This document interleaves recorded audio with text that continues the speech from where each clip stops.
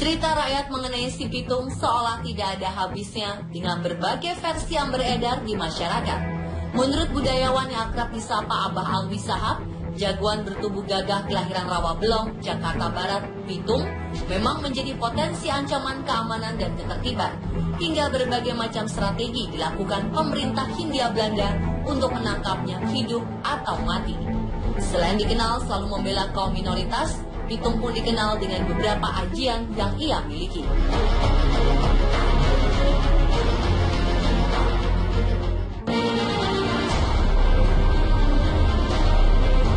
Konon, Pitung memiliki 3 ajian yang diwariskan dari Haji Naipin. Pertama, Rawa Rontek. Ajian ini membuat Pitung kembali bugar dan hidup lagi selama masih menyentuh tanah, meski sudah meninggal dunia. Kedua, ajian yang membuat kehadirannya seolah tak tampak oleh orang lain atau biasa disebut dengan ajian Halimunan. Dan ajian Pancasona, ajian yang membuatnya kebal. Namun menurut Abah Alwi, Pitung memiliki ilmu kesaktian Rawa Rontek yang merupakan gabungan antara tarekat Islam dan jampi-jampi Betawi. Dengan menguasai ilmu tersebut, si Pitung dapat menyerap energi lawan-lawannya dan seolah-olah tidak melihat keberadaan Pitung. Karena itulah dia digambarkan dapat menghilang. Kabarnya, karena ilmu kesaktian Rawa Rontek, Pitung tidak diperbolehkan menikah hingga akhir hayatnya.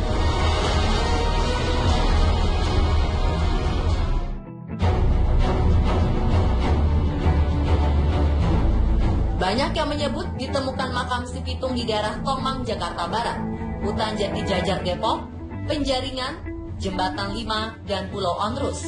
Namun yang paling menghebohkan adalah makam si Pitung di sisi kanan depan gedung Telkom, Jalan Palmerah Utara, Jakarta Barat.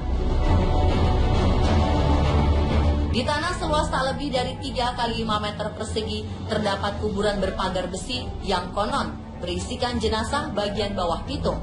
Meski tidak ada bukti otentik seperti batu nisan yang memberikan informasi tentang siapa yang dimakamkan, tetapi mendengar cerita orang tua zaman dahulu, mereka mempercayai di sanalah si Pitung dimakamkan. Melihat kondisi yang tidak terawat, makam ini memang sengaja tidak dipublikasikan untuk menghindari dikeramatkan. Dikatakan jasad Pitung memang sengaja dibelah dan dimakamkan di berbagai tempat berbeda untuk menghindari ia hidup kembali pada ilmu Rawa Rontek yang dimilikinya. Namun menurut Abah Alwi, saat itu makam Pitung memang sengaja disembunyikan oleh pihak Belanda agar rakyat tidak ada lagi yang memuja-muja Pitung.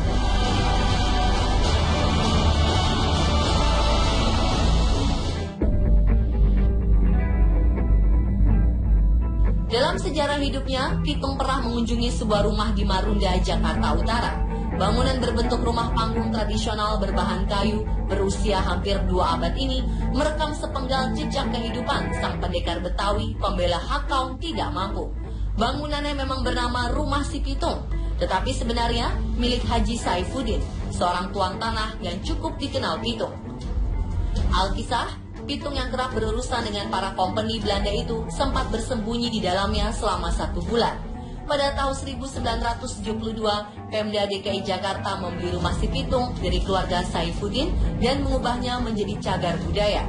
Benda peninggalan yang dipasang di rumah si Pitung sudah berupa replika. Benda aslinya sudah hancur karena berbagai faktor. Di tahun 2010, rumah si Pitung yang berdiri di lahan 150 meter persegi dari total lahan 2.500 meter persegi itu akhirnya dipugar. Tiang kaki dan genteng rumah panggung diganti karena sudah termakan usia dan cuaca. Dan pemirsa, itulah kisah mengenai si Pitung.